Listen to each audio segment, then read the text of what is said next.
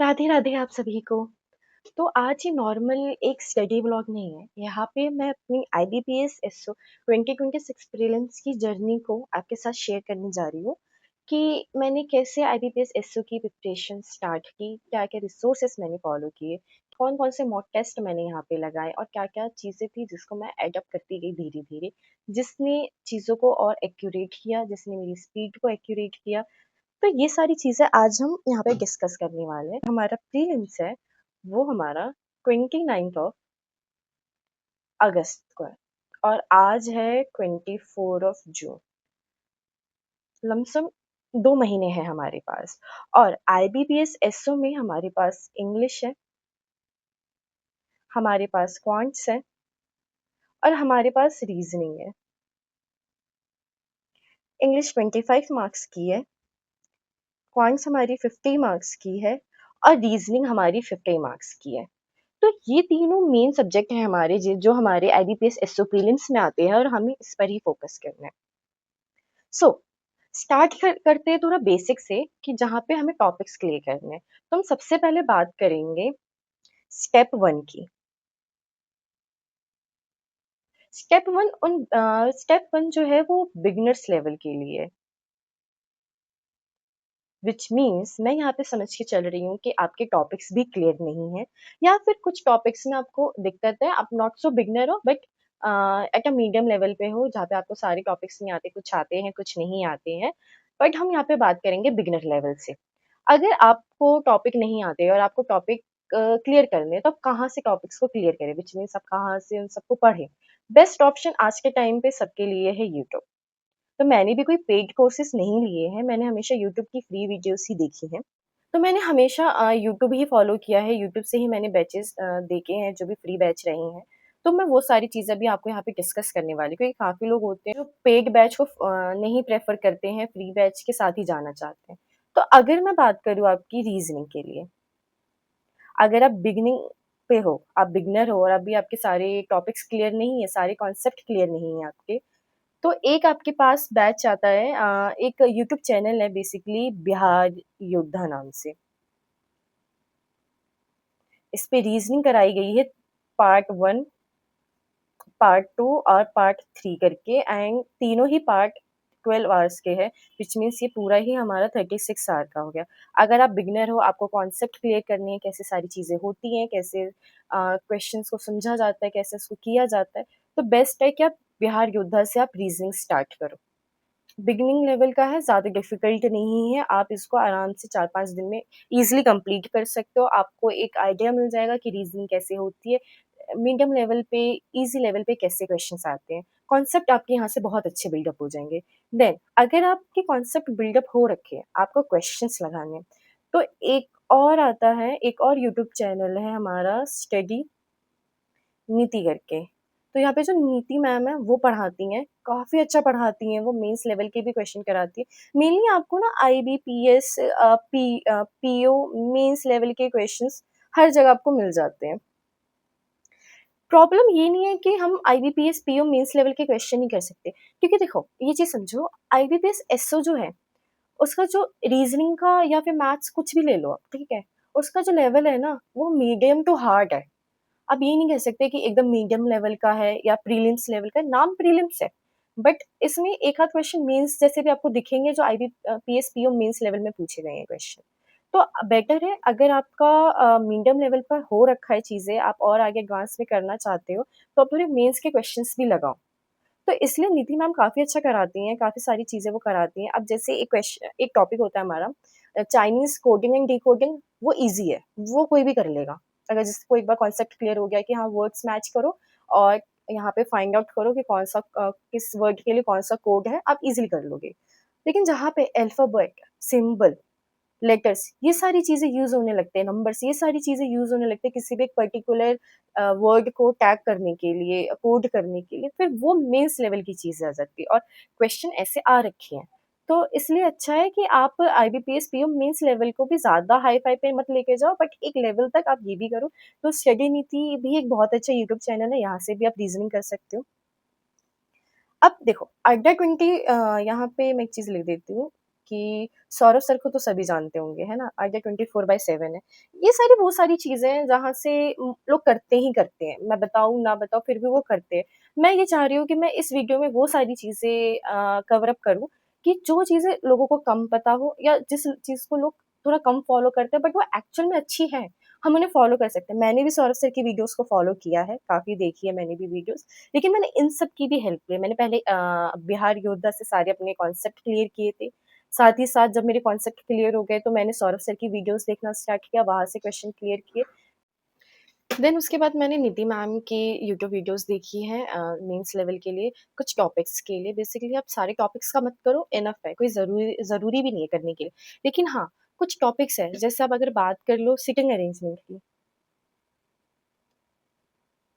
या आप बात कर लो कोडिंग एंड डिकोडिंग की, तो इसमें काफ़ी बार क्वेश्चंस आ जाते हैं मेंस लेवल के। तो अच्छा है अगर आप मेंस लेवल के भी कुछ क्वेश्चंस कर लेते हो, अपने टॉपिक्स को इस तरीके से बिल्डअप कर लेते हो कि अगर वो क्वेश्चन आए पेपर में तो आप कर सको उस चीज़ को। ये तो हमारा था अभी तक रीज़निंग के लिए कि हमें रीज़निंग के लिए क्या करना चाहिए और क्या नहीं। अगर आप इनको फ़ॉलो करते हो तो एक बहुत अच्छे लेवल तक आपकी रीज़निंग की प्रिपरेशन हो जाएगी। अभी हम यहाँ पे बात क्या कर रहे हैं कि हम कैसे अपने कॉन्सेप्ट्स को क्लियर कर सकते हैं, अपने कॉन्सेप्ट्स को बिल्ड कर सकते हैं। तो बस हम यहाँ पे अभी ये चीज़ कर रहे हैं। अभी यहाँ पे प्रैक्टिस का कोई सीन नहीं है, हम यहाँ पे अभी कोई स्पीड नहीं बढ़ा रहे हैं, अपनी कोई एक्यूरेसी नहीं देख रहे, बस हम अपने कॉन्सेप्ट क्लियर कर रहे हैं। तो अभी यही चीज़ है स्टेप 1 में, चाहे आप बिगिनर लेवल पे हो, चाहे आप मीडियम हो, चाहे आपकी और अच्छे एडवांस लेवल पे हो, यहाँ पे अभी हम बस यही देख रहे हैं। देन अगर हम उसके बाद बात करते हैं क्वांट्स की।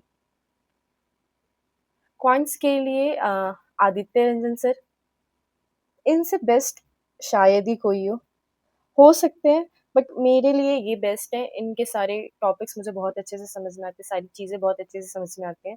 लेकिन अगर इनके साथ नवनीत सर को फ़ॉलो कर लिया जाए, तो सारी चीज़ें ऑटोमैटिकली एक सीक्वेंस में लाइन में लग जाएँगी। नवनीत सर काफ़ी अच्छे से सारे टॉपिक्स को क्लियर कराते हैं। इनके पढ़ाने का स्टाइल बहुत ज़्यादा ऐसे फ्रेंडली है, मतलब कि आप ना बहुत जल्दी कनेक्ट कर लोगे नवनीत सर के साथ, मतलब बहुत अच्छा कराते हैं। और इनके टॉपिक्स बहुत ज़्यादा क्रिस्प और क्लियर रहते हैं, बहुत ईज़िली समझ में आ जाएगा, कोई टेंशन वाली बात नहीं है। नोट्स बनाते हाँ, इम्पोर्टेंट चीज़ है, नोट्स बनाते चलना। अगर नोट्स नहीं बनाया और बस देख लिया कि हाँ, हो जाएगा, तो सॉरी, नहीं होने वाला। टाइम लो, नोट्स बनाओ, एक टॉपिक को टाइम दो, एक चैप्टर को टाइम दो, यहाँ से कर लिया, यहाँ से कर लिया।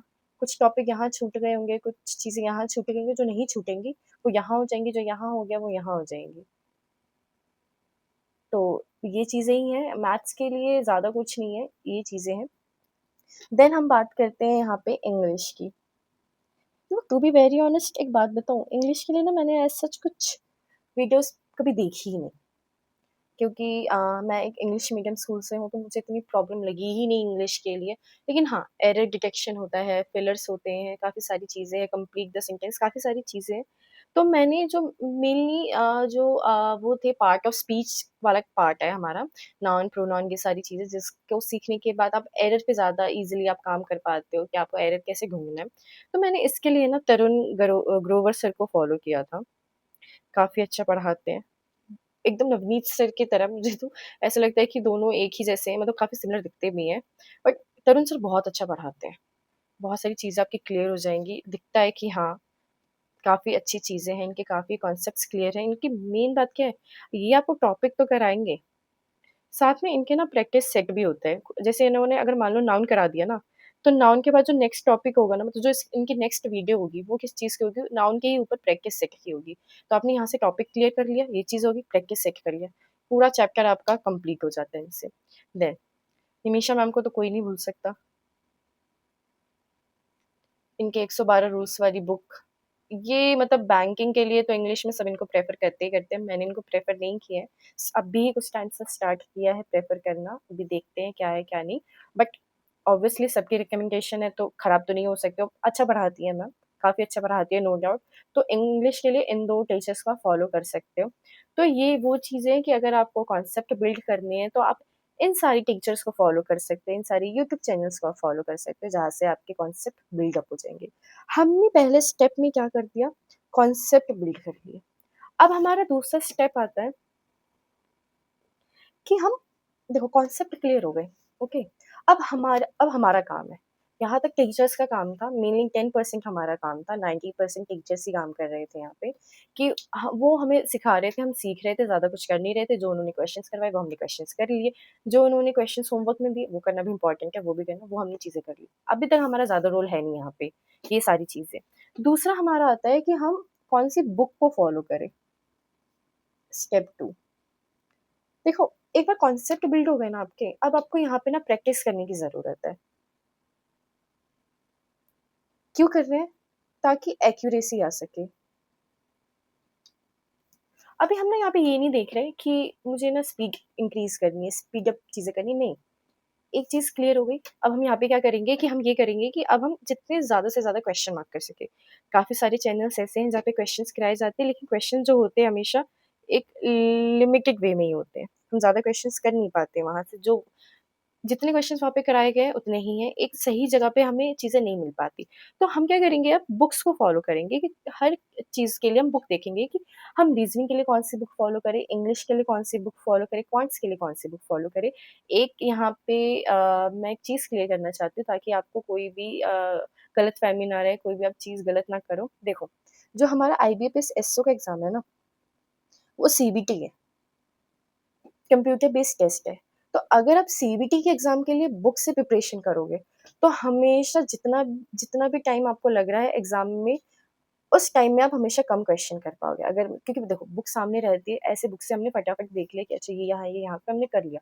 उस क्वेश्चन को सॉल्व करने में अगर बुक से आपको 4 मिनट लग रहे हैं, तो अगर आप सीबीटी पे करोगे, लैपटॉप पे करोगे, कंप्यूटर पे करोगे, तो आपको 6-7 मिनट आराम से लगेंगे। वो ऐसा मान लो आप टाइम डबल हो जाता है सीधा।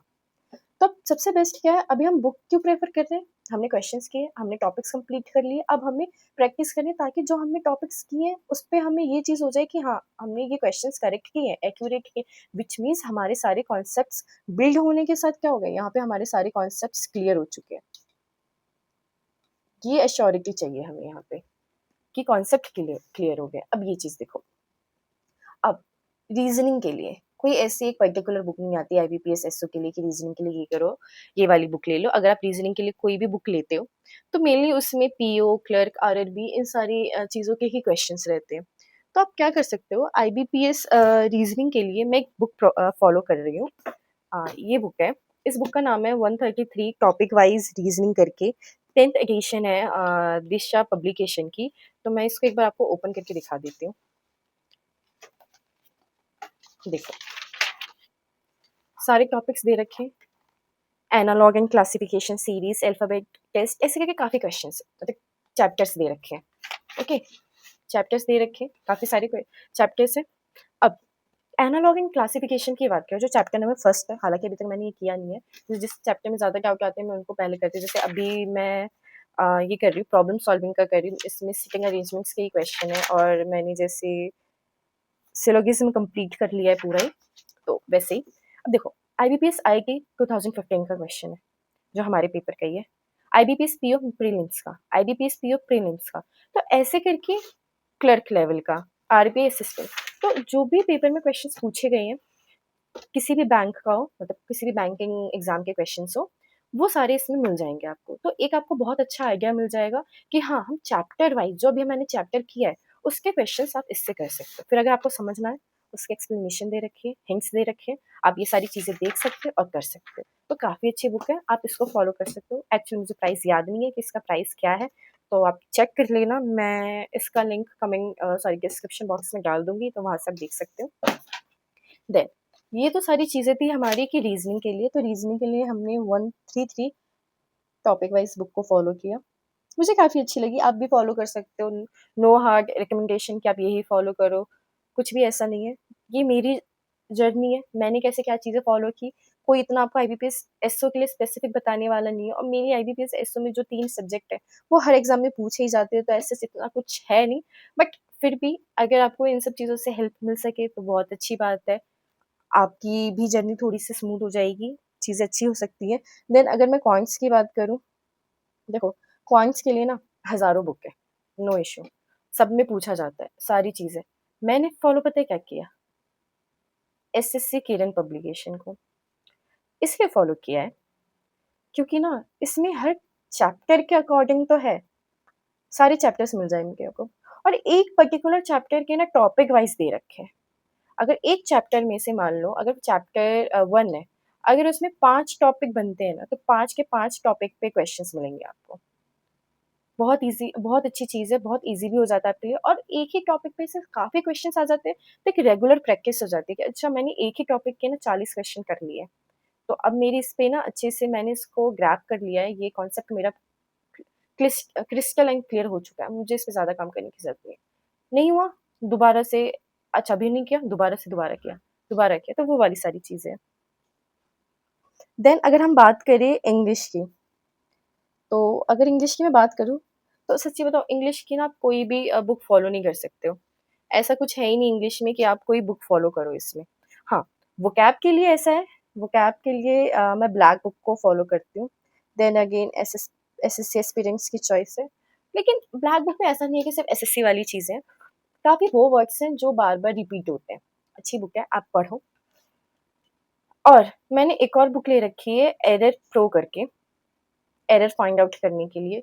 अब इस बुक में क्या है ना, ये बुक आई गेस अभी कहीं घूम रही है, अभी यहाँ पे है नहीं, होती तो मैं दिखाती आपको, मिल गई। तो ये एरर प्रो की बुक है, मैंने पहले भी दिखाया होगा ये बुक आपको। तो इसमें क्या है, हमें ना एरर फाइंड आउट करनी है।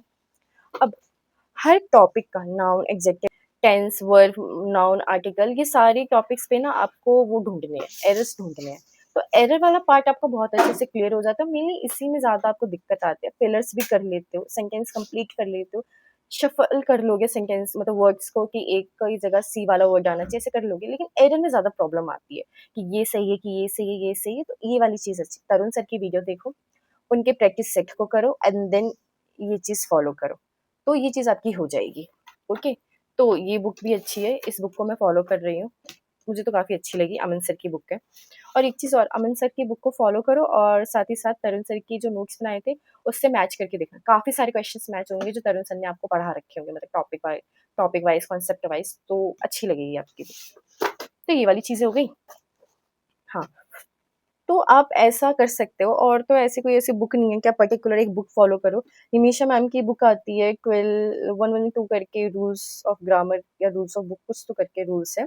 वो भी आप फ़ॉलो कर सकते हो, मैंने फ़ॉलो नहीं किया है बट अगेन रिकमेंडेशन है कि अच्छी बुक है, बहुत लोग प्रेफ़र करते हैं। तो या आप ये फ़ॉलो कर सकते हो। तो ये वो सारी चीज़ें हो गई। अभी हमने स्टेप 1 और स्टेप 2 की बात की है। स्टेप 1 में हमने ये बात की कि क्या-क्या चीज़ें हम फ़ॉलो कर सकते हैं अपने कॉन्सेप्ट क्लियर करने के लिए, मतलब बिल्ड अप करने के लिए। यहाँ पे हमने क्या किया, जो हमने कॉन्सेप्ट बिल्ड अप कर लिए उनको हम क्लियर कर रहे हैं by solving the questions. Video थोड़ी-सी लंबी हो जाएगी, आई गेस 10-12 मिनट की हो जाएगी। आई डोंट नो कितनी की होगी। तो ये 2 पार्ट थे। नेक्स्ट पार्ट में मैं आपको ये बताऊँगी कि मैंने कौन सी टेस्ट सीरीज़ को फ़ॉलो किया। सेक्शन मॉक लगाने के लिए मैंने क्या किया। एक्यूरेसी मैंने बढ़ा ली, लेकिन मैंने अपनी स्पीड को इंक्रीज़ करने के लिए क्या किया। मैंने अपने मैंने टेस्ट दिए हैं, जो मैंने टेस्ट सीरीज़ फ़ॉलो की है, उसको एनालाइज़ करके अपनी मिस्टेक्स को कैसे ठीक किया। तो ये हम सारी चीज़ें कवर अप करेंगे पार्ट 2 में। Okay, bye-bye.